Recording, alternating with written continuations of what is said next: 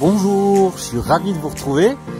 Comme c'est Pâques, j'ai préparé une chasse aux œufs pour Wendy et Pépère. Regardez, tout est prêt. Je crois qu'on va bien s'amuser. Il me reste plus qu'à aller les chercher. On y va ensemble. Venez, venez! Les cloches sont revenues de Rome, elles ont ramené les œufs en chocolat. Il y en a partout dans le jardin. On n'a même pas envie d'y aller. Ouais, on est vraiment trop nuls. Bah pourquoi vous dites ça? Pourquoi vous êtes si triste? Vas-y, explique-lui, toi. Bah, c'est notre faute.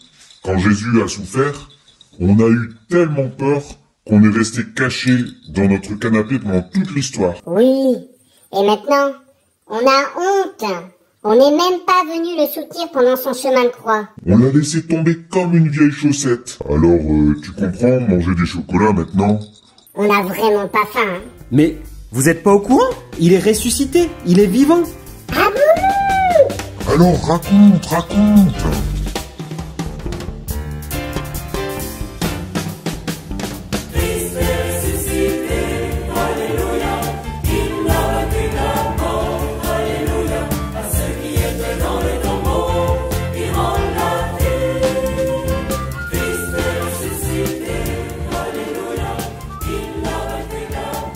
Nous allons découvrir ensemble cette histoire extraordinaire de la résurrection de Jésus. Mais ce matin-là, à Jérusalem, c'était vraiment pas la joie. C'était le matin de Pâques, le dimanche matin, et les disciples avaient entendu tout ce qui était arrivé à Jésus lors de sa passion, son arrestation au moment où ils avaient fui, et puis après, c'est les gens qui leur avaient raconté. Jésus avait été emmené, prisonnier chez Caïphe, puis jugé par Pilate. Ensuite, il avait été condamné à mort, flagellé, il avait dû porter sa croix jusqu'au Golgotha, et là, il était mort, et ensuite on l'avait mis au tombeau.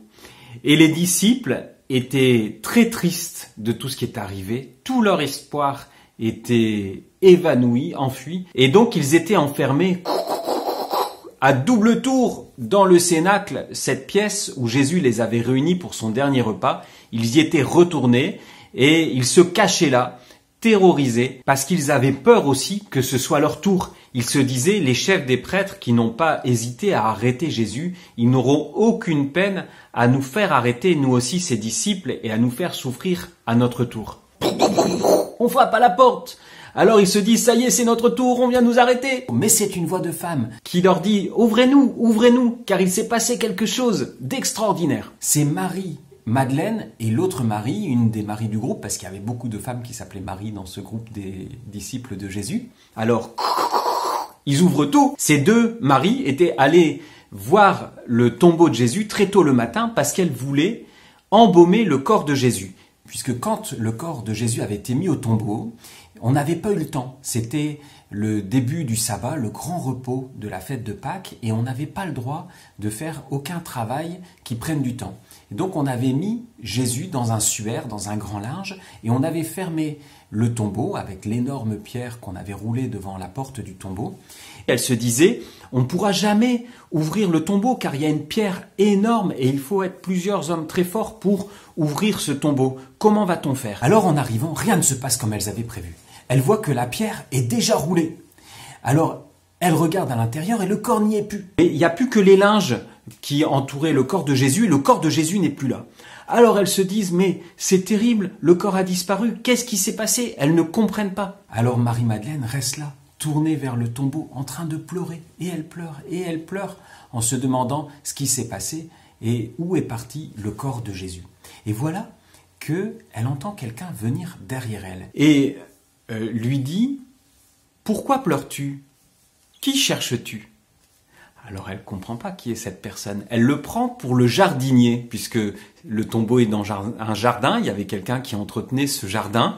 Elle le prend pour le jardinier. Marie se retourne vers lui et lui dit « Je cherche le corps de mon Seigneur. Si c'est toi qui l'as enlevé, dis-nous où tu l'as mis, que j'aille vite le rechercher. » Alors celui qu'elle prenait pour le jardinier lui dit simplement « Marie ». Et dans son cœur, Marie, c'est comme une explosion atomique de joie. Elle comprend que Jésus est vivant devant elle. Alors, elle lui dit « Rabouni ». Rabouni, c'est un mot araméen qui veut dire « mon maître, mon seigneur ». Alors, elle se précipite à ses pieds Et Jésus lui dit, ne me retiens pas, mais va vite annoncer à mes frères que je suis ressuscité.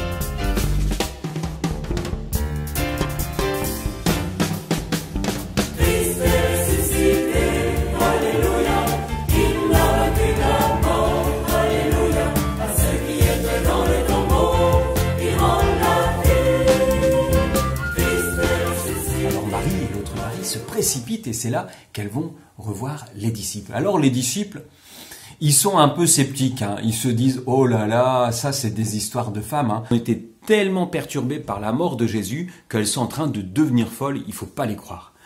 Alors quand même, bon, Pierre et Jean qui les connaissent bien, ils se disent quand même « C'est étrange qu'elle raconte ça. Il faut absolument qu'on aille voir. » Et donc, ils se mettent à courir vers le tombeau. Jean est plus jeune, alors il est plus rapide. Il arrive avant Pierre au tombeau. Il voit le tombeau exactement comme les femmes l'ont dit, c'est-à-dire que les linges sont là. Il y avait le suaire de Jésus. Je vais vous montrer une image du suaire. Regardez bien ce linge sur lequel l'image de Jésus, c'est comme imprimé. On dirait qu'il y a eu comme une photographie du corps de Jésus au moment de sa résurrection. Donc ce linge est là, et c'est très important parce que, en fait, ça veut dire si des gens ou les soldats étaient venus voler le corps de Jésus, ils auraient emporté le linge avec. En fait, c'est pas le cas. Le linge est là, bien disposé, bien plié, comme si le corps de Jésus s'était évaporé à l'intérieur. Aujourd'hui, ce suaire, il est conservé à la cathédrale de Turin, en Italie, et beaucoup de gens peuvent venir voir cette image de Jésus à des grandes occasions. On le montre, voilà, cette image qui a traversé les 20 siècles qui nous séparent de la résurrection de Jésus. À ce moment-là, quand ce disciple voit le tombeau vide, lui qui a été avec Jésus jusqu'au pied de la croix et qui l'a vu mourir sur la croix, qui a vu comment Jésus était resté dans l'amour de Dieu jusqu'au bout et jusqu'à sa mort, à ce moment-là, il comprend, il voit et il croit que Jésus est vivant, ressuscité.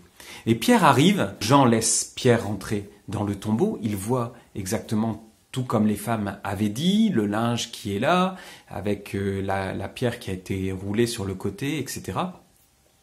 Et à ce moment-là, Pierre, lui, qui n'a pas été jusqu'au bout avec Jésus, qui est parti, qui s'est enfui, qui a renié Jésus, son cœur n'est pas prêt.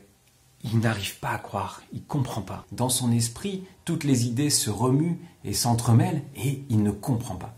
Il rentre retrouver les autres apôtres et là, il referme les portes, les fenêtres et il se barricade à double tour dans ce cénacle, toujours dans la peur que les soldats viennent les arrêter.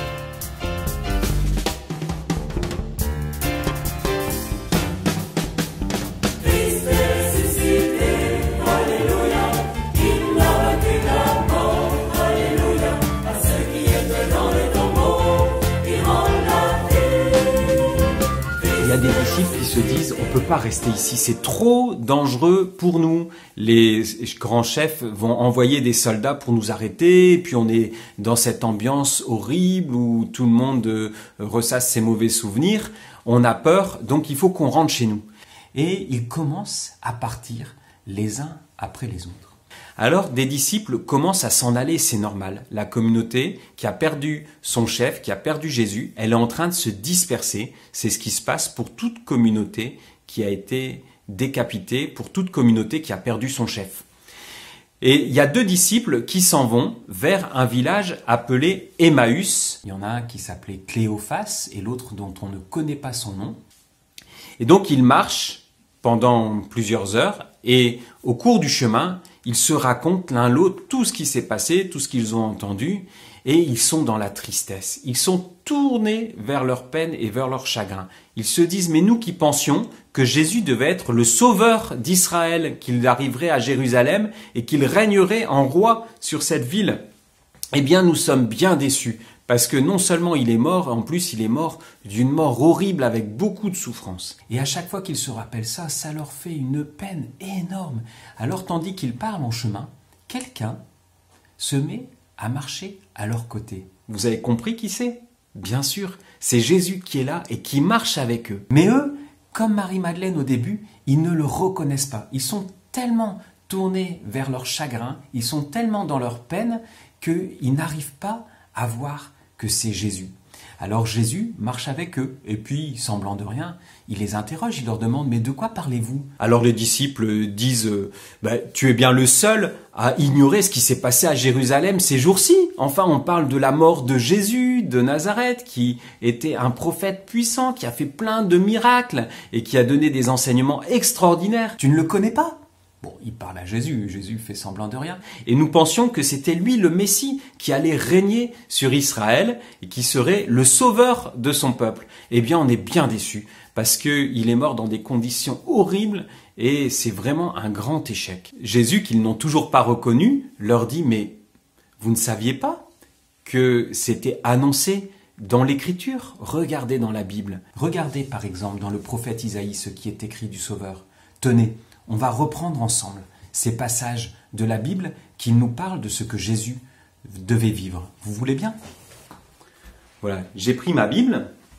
Alors je regarde par exemple dans le livre du prophète Isaïe. C'est extraordinaire parce que 5 siècles avant la venue de Jésus, le prophète Isaïe raconte déjà tout ce qui va se passer au moment de la passion de Jésus, au moment de la passion du Messie. « Mon serviteur réussira, dit le Seigneur. La plupart, en le voyant, ont été horrifiés parce que son visage était défiguré. Il souffrait tellement qu'il n'avait plus un visage humain. Mais c'était nos souffrances qu'il portait, nos douleurs dont il était chargé. » C'est ce qui s'est passé pendant le chemin de croix. Jésus portait la croix qui représentait toutes nos souffrances et tous nos péchés. Et donc quand ça s'est produit, eh bien, c'était pas du tout la défaite de Jésus, mais au contraire, c'était l'accomplissement de ce qui avait été annoncé. Il y a ce passage du prophète Isaïe qui est extraordinaire, mais il y en a plein d'autres dans la Bible où les prophètes parlent des souffrances et de la résurrection de Jésus. Alors les disciples, en entendant tout cela, eh bien, dans leur cœur, ils se sentent vraiment extrêmement réconfortés. Ils se disent, mais oui, nous, on imaginait les choses autrement, mais c'est bien écrit comme ça dans l'Écriture, et c'est extraordinaire. Finalement, tout ce que Jésus a vécu, ça accomplit l'Écriture. Alors, ils n'ont toujours pas reconnu Jésus. Ils avancent et ils arrivent au village d'Emmaüs. Et Jésus, au moment où ils arrivent dans le village d'Emmaüs, fait semblant d'aller plus loin. Alors ils le disent « Ah non, non, non, reste avec nous, c'était tellement beau tout ce que tu nous as dit. » Ils ont envie que cette personne mystérieuse reste auprès d'eux. Et donc Jésus rentre avec eux dans l'auberge, et là il s'installe à table, et on fait venir du pain, du vin. Jésus prend le pain et il le partage. Vous reconnaissez ce geste ? C'est le geste que Jésus a fait lors de son dernier repas. Et à ce moment-là seulement, quand il partage le pain, les disciples le reconnaissent et disent « Mais c'est Jésus, il est vivant, il est ressuscité devant nous. » Et au moment où ils le reconnaissent, Jésus disparaît à leur regard. Mais ils sentent que sa présence reste là. En eux, dans leur cœur, ils ont senti cette joie immense qui est montée jusqu'au moment où ils ont reconnu Jésus ressuscité. Et au moment où il disparaît, eh bien, ils sentent toujours la présence de Jésus. Et ils se disent, on ne peut pas rester là. Même s'il est très tard, il faut absolument qu'on rentre à Jérusalem pour partager la bonne nouvelle avec les autres disciples. Peut-être qu'ils ne sont pas au courant. Alors ils courent, ils se dépêchent. En un rien de temps, ils refont toute la route qu'ils avaient fait dans l'autre sens. Et là, poum, poum, poum, poum, poum, ils tapent à la porte du cénacle. On leur ouvre et ils disent « Jésus est vivant, il est ressuscité ». Et les autres disciples, eh bien, ils sont pas étonnés du tout parce qu'ils disent « Mais oui, c'est vrai, il est ressuscité, il nous est apparu, il est apparu à Simon-Pierre ». Alors, on va raconter comment Jésus, pendant ce temps-là, était apparu aussi à Pierre et aux autres disciples.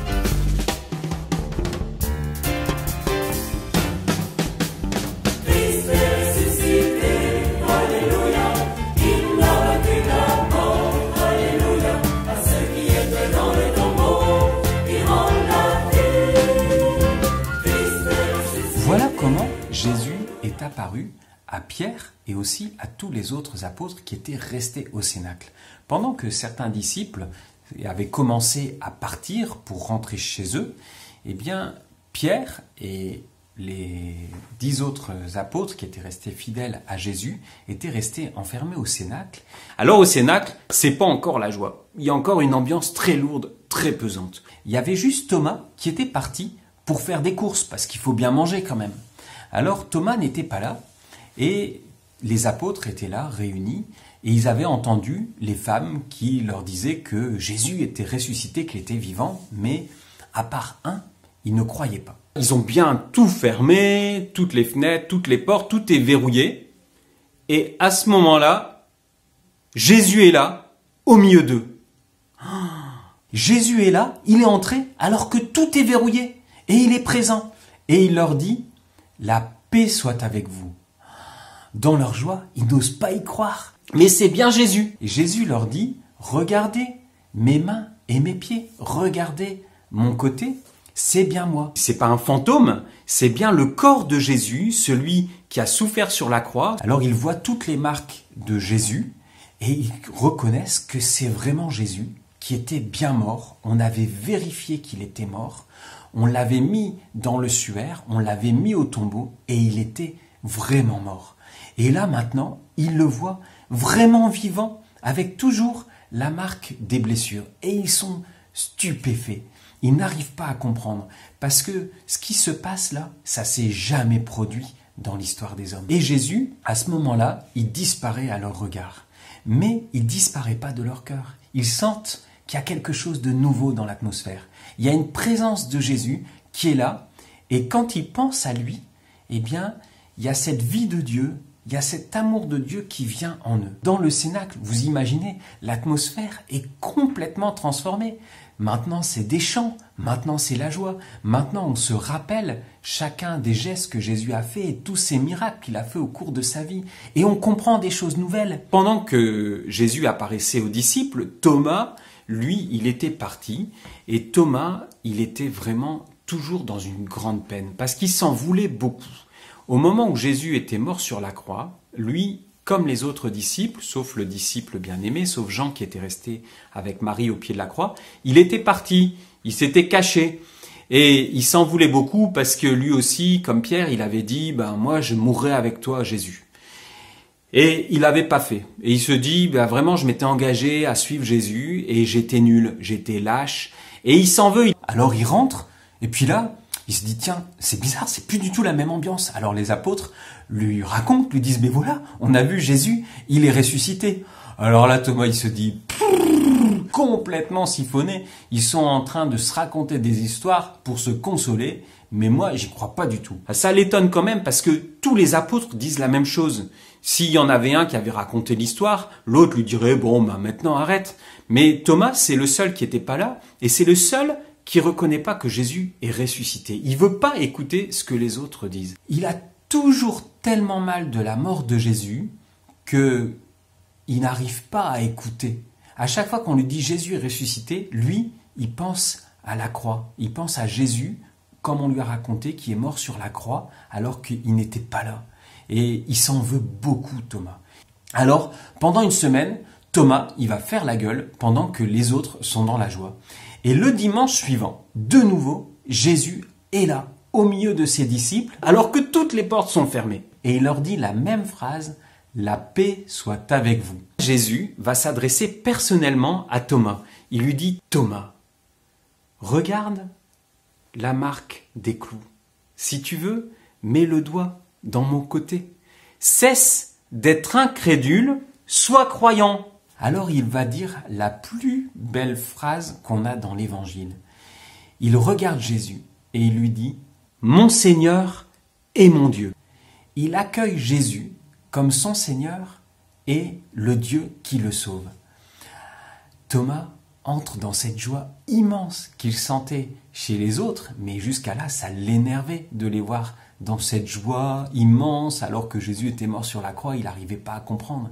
Maintenant, il comprend et il sent la présence de Jésus ressuscité qui vient en lui par la foi.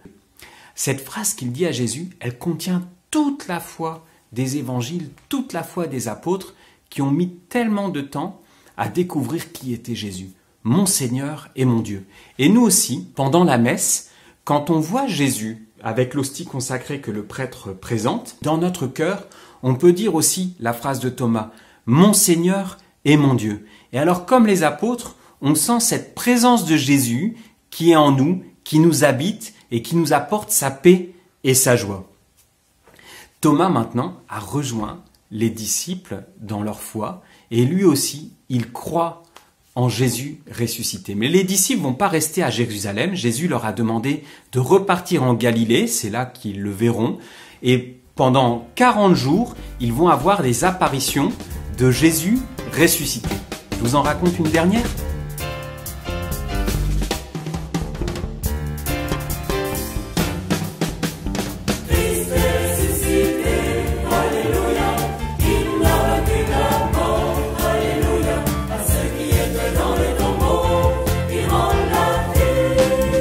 C'est sur le bord du lac de Galilée. À ce moment-là, les disciples se sont remis à vivre. Ils savent que Jésus est ressuscité, mais ils n'ont pas encore reçu la force de Dieu pour aller l'annoncer partout. Ce sera donné au moment de la Pentecôte. Alors Pierre a entraîné les autres en disant « Allez, il faut qu'on reprenne notre vie ». Et ils se sont remis à pêcher. Il a ressorti sa barque, il a ressorti ses filets. Et cette nuit-là, eh bien, il passe toute la nuit sans rien prendre. Et au petit matin, aux premières lueurs du jour, quelqu'un est là, sur le bord du rivage, qui leur dit « Les enfants, vous avez du poisson ?» Ils n'ont rien pêché. Alors il dit « Jetez le filet à droite de la barque ». Alors ils jettent le filet, et à ce moment-là, le filet se remplit, comme lorsque Jésus avait appelé Pierre pour la première fois. Pierre, en voyant ce miracle de la pêche, reconnaît Jésus, et il se dit « C'est le Seigneur ». Il se jette à l'eau pour rejoindre Jésus sur le rivage, pendant que les autres disciples ramènent les barques pleines de poissons. Jésus les retrouve et Pierre est vraiment dans une grande joie, mais dans son cœur, il avait toujours une peine.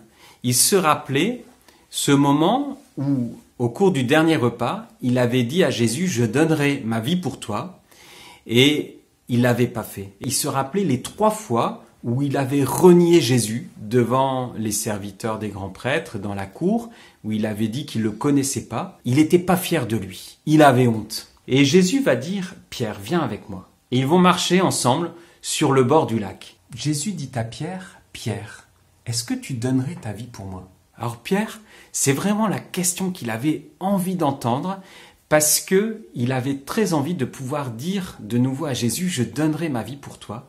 Mais il savait qu'il lui manquait la force pour le faire. Et donc, il voulait plus faire une promesse qui tiendrait pas à Jésus. Alors, il lui dit à Jésus, « Jésus, j'ai beaucoup d'amitié pour toi. » Alors Jésus lui dit, « Sois le berger de mes brebis. » Et il lui demande une deuxième fois, « Pierre, est-ce que tu donnerais ta vie pour moi ?» Alors Pierre lui dit, « Seigneur, tu sais bien que je t'aime, j'ai beaucoup d'amitié pour toi. » Il n'arrive pas à lui dire qu'il donnerait sa vie pour lui. Alors Jésus entend sa réponse et lui dit « Pierre, tu seras le berger de mon troupeau. » Et une troisième fois, Jésus lui dit « Pierre, est-ce que tu as de l'amitié pour moi ?» Alors Pierre est peiné parce que Jésus lui demande plus autant. Il dit pas « Tu donnerais ta vie pour moi », mais il lui demande juste « Est-ce que tu as de l'amitié pour moi ?» comme il lui a répondu déjà 2 fois. Alors Pierre lui dit « Bah oui Seigneur, tu sais tout, tu sais bien que je t'aime, j'ai de l'amitié pour toi. » Et Jésus lui dit « Sois le berger, le chef de mon troupeau, je te confie l'Église. » Et il lui dit quelque chose encore. « Pierre, plus tard, tu donneras ta vie pour moi. » Alors Pierre s'en va avec cette promesse que, même si aujourd'hui il n'en est pas encore capable, plus tard il donnera sa vie pour Jésus. Alors pour l'instant, les disciples, ils n'ont pas encore cette force, parce qu'ils vont la recevoir à la Pentecôte, l'Esprit Saint, qui leur permettra d'annoncer Jésus vivant ressuscité. Mais ça, c'est une autre histoire qu'on racontera la fois prochaine. À bientôt. Ça a l'air d'aller mieux. Oui, beaucoup mieux. Mais tu nous as pas dit pourquoi on mange des œufs en chocolat à Pâques. Eh bien, le chocolat, c'est pour faire plaisir. Mais les œufs, c'est le symbole d'une vie nouvelle, comme le petit poussin qui sort de son œuf. Les apôtres, à Pâques, ont découvert la lumière de Jésus ressuscité, et pour eux, c'était une vie nouvelle. À Pâques, on offre des œufs en chocolat, comme pour souhaiter à chacun une vie nouvelle avec Dieu. Bonne fête de Pâques! Merci. Merci.